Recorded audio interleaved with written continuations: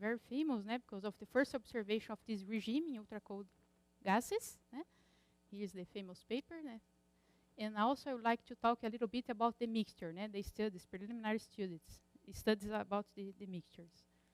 Okay, starting with this machinery that produces the rubidium atoms. When you add to the eye-off trap, you add new coils, a little bit disaligned with the main axis, and there you produce a perturbation with this magnetic field, oscillating magnetic field, and you could give us this vortex in the rubidium cloud. And also, if you increase this perturbation, you have this turbulent regime appearing. This is the first experiment. The second one is the mixture. This is still being implemented. It's not finished yet. But you have already had a BEC of sodium. And using a steering laser beam, they are also produce the vortex, and they are low still a low quantity, but they are trying to arrange in a structure to form a lattice. Okay, let me start then with this definition of quantum turbulence in superfluids. You have this vision about this from 1955. Feynman proposed the superfluid turbulence being characterized as this tangled vortex, quantized vortex configuration. But nowadays, we have many other ways to describe this regime. For example, have this one about the interaction between nonlinear waves, and this give us this big fluctuation in our sample, superfluid sample. But the most important thing is that the turbulence always have this cascade of energy, where the energy flows from these high scales, space scales, to lower scales or more energetic scales, where it's dissipating. Is a universal characteristic of the turbulent regime. Well, you can compare the turbulence in classical and quantum systems. We have many distinct aspects in this. For example, the range of the scales, where these have this inertial range, they are very distinct. How do you define in one system and the other? Here you have these vortex core scales, for example. Also, the dissipation mechanism.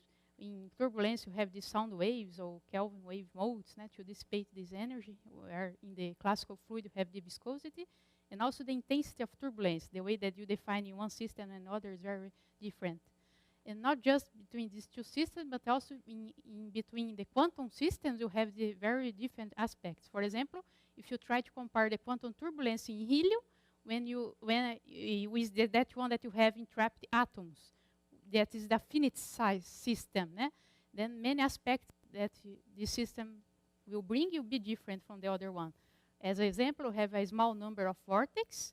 The range scale, this inertial range of turbulence established is very different, given by another scale of the system. You have the possibility to have homogeneous and non-homogeneous turbulent regimes, and not just new tasks will be bringing with this new system, but also it give you new possibilities to study even better the turbulence. For example, you can control better the vortex lines. You have the possibility to do 1D, 2D, and 3D regimes, and adjustment the intrinsic atomic properties, the interactions, and also the possibility of create mixture and see the turbulence in this kind of system. Then it's very promising. Well, here I put a lister in chronological order of the progress that our group have achieved during these years, since 2009, that you have the first observation of vortex. But after that, you evolve the ways to characterize such regime. You have this, how to see the cascade of energy and the anomalous expansion of the turbulent cloud. And also not just this characterization, but we research about new ways to generate this regime, like spontaneous vortex decayment and the creation of turbulence, and also to propose methods to characterize the evolution of the system until reach the turbulence. This is the more recent progress. I would like to say a little bit about it, but focus more in the recent progress of the that is related to this, the expansion of the turbulent cloud. There will be these two topics here that I will discuss more about them. Well, started then with this evolution in time, with the excitation, external excitation, that's the oscillating magnetic field. You have here in the horizontal axis, the amplitude of the excitations is increasing. And you see first you have just one vortex, and the number of vortices start to increase until you reach this turbulent regime. Then you have another graphic here, that's the number of vortex with the time of excitation.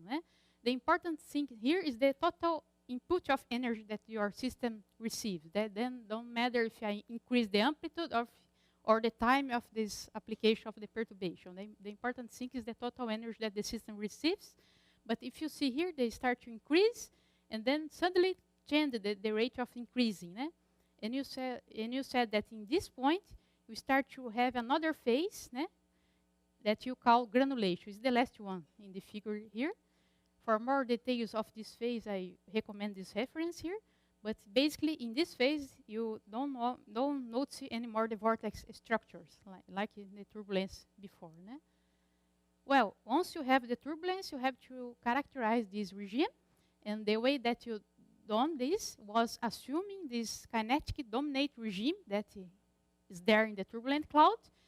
And then, in this sense, the absorption image could give us the information about the in situ momentum distribution of the atoms.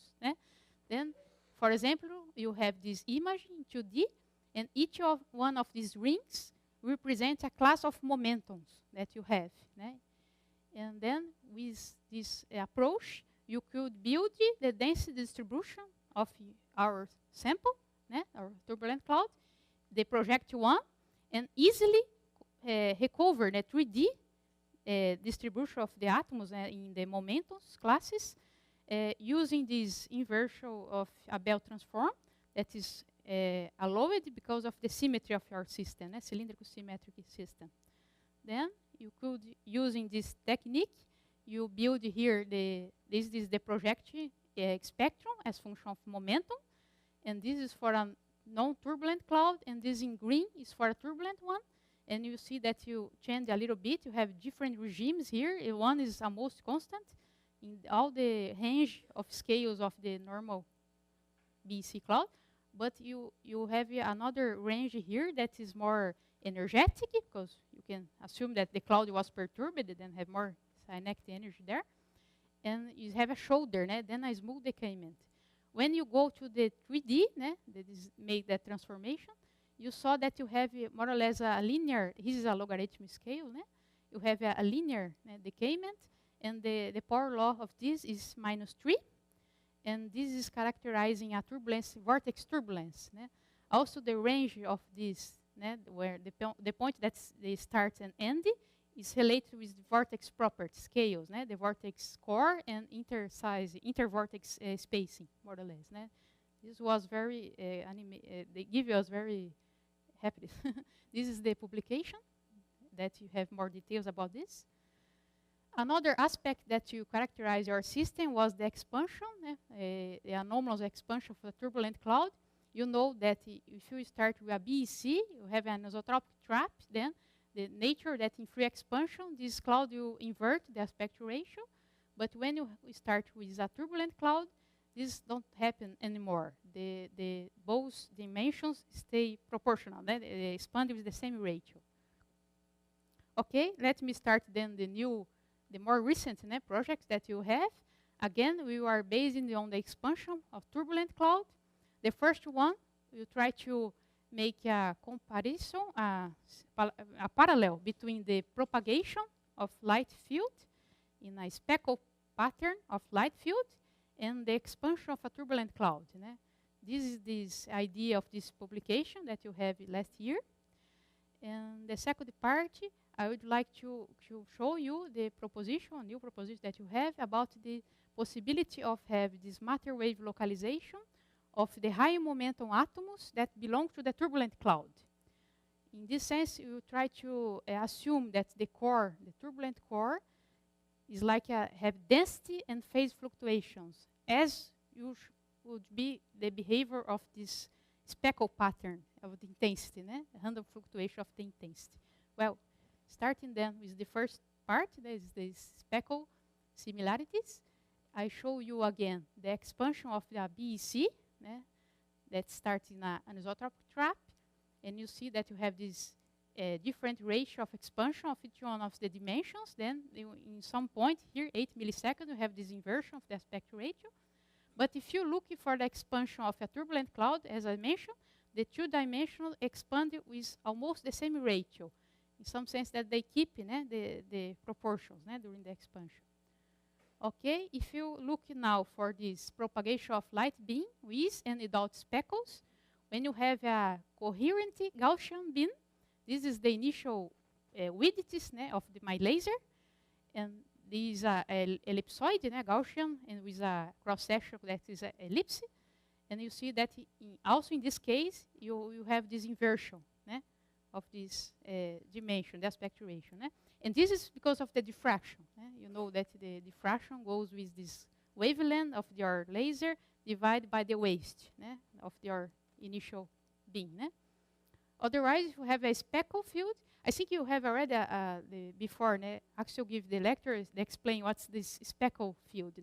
You have to consider that you have a laser focus on a surface that is irregular, very rough. And then you have these reflective waves that make this diffusion reflection, that make this intensity random. This is my speckle beam. And basically, this presents a behavior similar to that one of the propagation or expansion of a turbulent cloud. This is the thing that you showed in that publication that you showed before. And again, just explain the way that a coherent laser expands because of the diffraction, while in the speckle field, the diffraction have another rule. They go with this wavelength of the laser divided by this coherence here, that is the intense fluctuation, coherence. And most part of the experiments, the rate of expansion of this speckle beam is more high than in the case of a normal Gaussian beam. Okay, let me change a little bit of topics and discuss about the second proposition that you have, that you try to show you that the high momentum atoms in the turbulent cloud, you present a suppression of the diffusion due to the core of the turbulent cloud. Oh, let me start then introducing the Phil Anderson idea of the localization. They explain that if you have a front or wave front that collide with a randomic potential, like a speckle potential, you have many reflections, and this reflection we combine with the main front, and then we will produce this destructive interference and suppression, and this will be the origin of the localization of the wave. And also in 3D, you have that the healing length of this front have to be higher than the space of the randoms that the potential presents to really have this localization. Ultra cold atoms have very interesting experiments that use this kind of speckle fields and also these quasi-periodic optical potentials to create this matter wave localization. And you see this profile of the wave function that decay exponentially. Then, as I said in the beginning, your system is a little bit different. Here is our turbulent cloud that is composed of high momentum atoms that is surrounding a core or more high density core of random peaks. That is this mean field, fluctuating field that they are interacting with.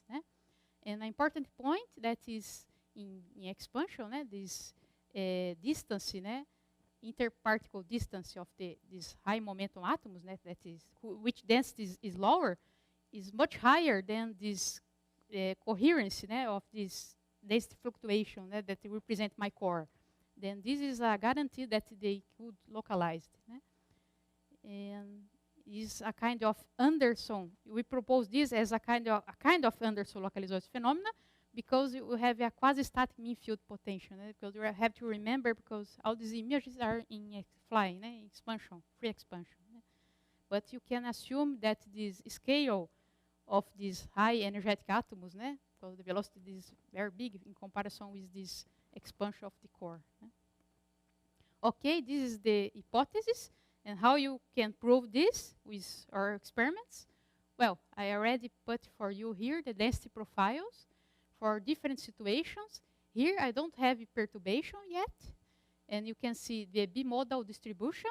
In the center, the BEC cloud, where in the tails here, you characterize a Gaussian distribution that is related to the connected with the thermal atoms.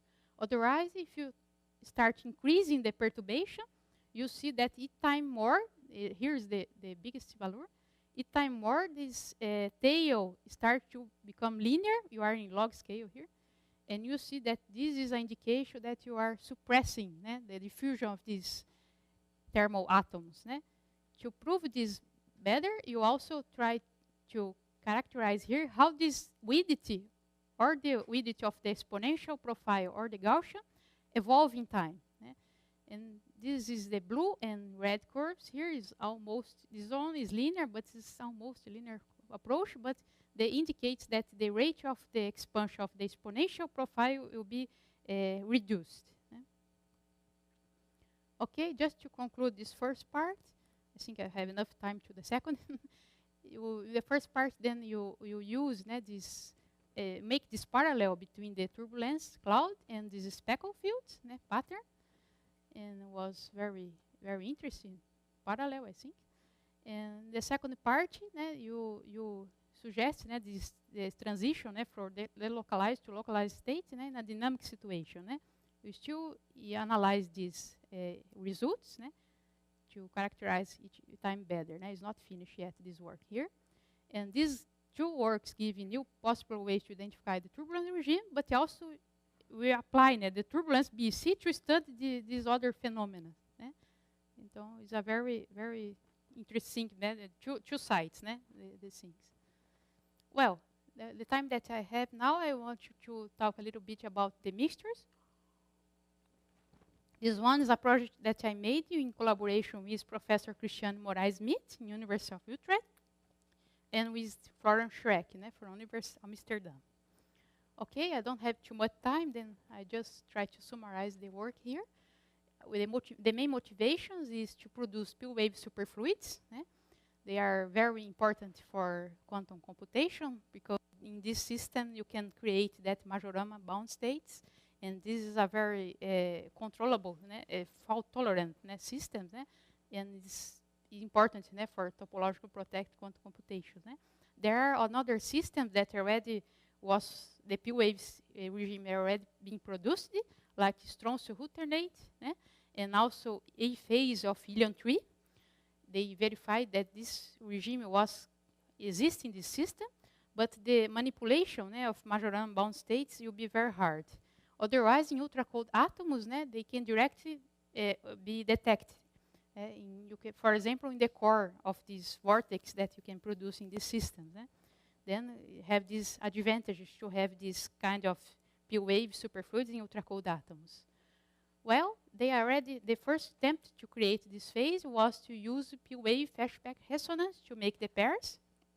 But this was followed by very big loss in the sample. Then it was not a good strategy to follow. Have another alternative proposals besides this one, but here in this project you try a distinct one that is go in opposite of this other here, and basically it will be to create a Fermi-Bose mixture in 3D dimensions, and I try to show here in the next slides the theoretical model. And then the experimental implementation. I have this collaborator from Amsterdam University that make this experimental implementation for us, a proposition. Well, this is my system, the Fermi-Bose mixture in 2D, 3D. You can construct this using UND optical lattice, selective optical lattice that was just seen by the fermions, that will be in this plane. In which of the on a site for this 1D optical lattice, where the BEC, the bosons, you'll be surrounding this plane, and we consider polarized fermionic atoms, and this is important because you avoid that they can interact by S-wave scattering, and then just can interact between mediation by the excitation of the BEC, the Bogoliubov modes. Then you have polarized fermions paired via boson-mediated interactions. Okay, this is the BCS Hamiltonian of my system for the fermions in the plane, where you have this momentum-dependent mediate interaction. If you go in the real space, you have this Yukawa potential shape, which range is given by the healing length of the BEC. And the next step then is to characterize this interaction. You made a mean field approach and canonical transformation to diagonalize this Hamiltonian, and then you have this diagonal transform Hamiltonian for the quasi-particle that characterizes my BEC regime, whose spectrum is this one, and you have this gap for the excitations, and this gap depends on momentum. It's a little bit different from the usual S-wave BCS, where you have an independent momentum gap. There's a little bit harder to solve. You have this integral equation for the gap, and have some properties of the potential of symmetries that allow us to have more idea about the results. You have this, the gap has to present odd parity, and to solve this, you decompose this gap in terms of partial waves, and L you can prove that L equals to 1 is that one that produces the more unstable phase. This one is exactly the P wave phase that you want to have. Well, then we solve the gap equation for L equals to 1. It will be a P wave gap. And this is the solution, where you have this dependence with the density of states of the fermions in the plane. And this is the potential calculating the Fermi energy, Fermi momentum. Then the next step, this is the function that I plot here. And the next step is then try to increase this gap. And you have to minimize this function to increase this gap.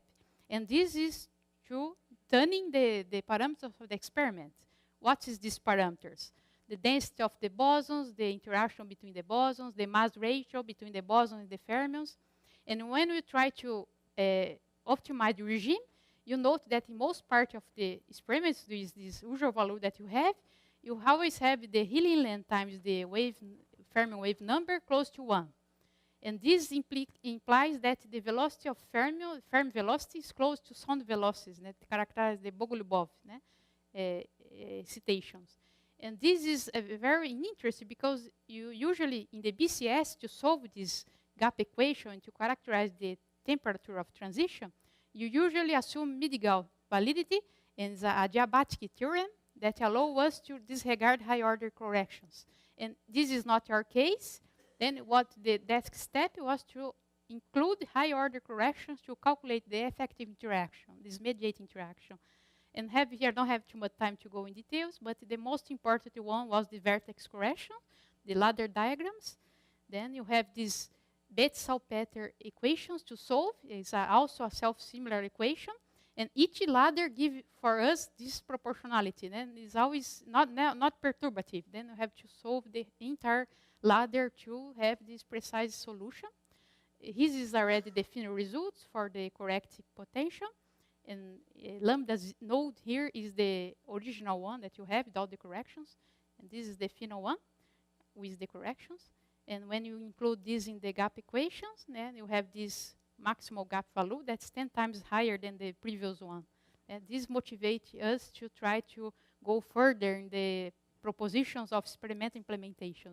Then this part you have the collaboration of Florian, that they designed the mixture, the optical trap to construct the system, and also the way to choose the mixture. I want you to check in more details in this publication that was last year. My time is already over. We have some minutes. Oh, my last slide is this one, that I show you how you have your predicted temperature as function of the atomic mass.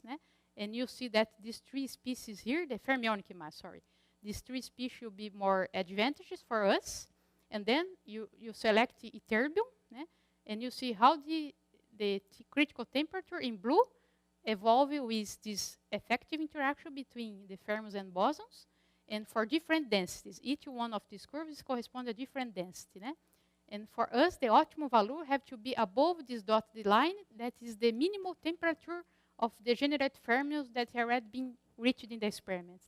Then you found here this proposition for construct the experiment and select the species and properties of this species, and you reach a temperature for P-wave pairing from almost 9.5 nanokelvins. It's very promising. Well, just the main conclusion, I let this for you, and just mention an important fact that this year, I think last month, they produced the first turbulent lithium mixture. It was realized in an experiment group of Osaka University. And for us, it's very good because it shows the feasibility of our proposition. And thank you for your attention.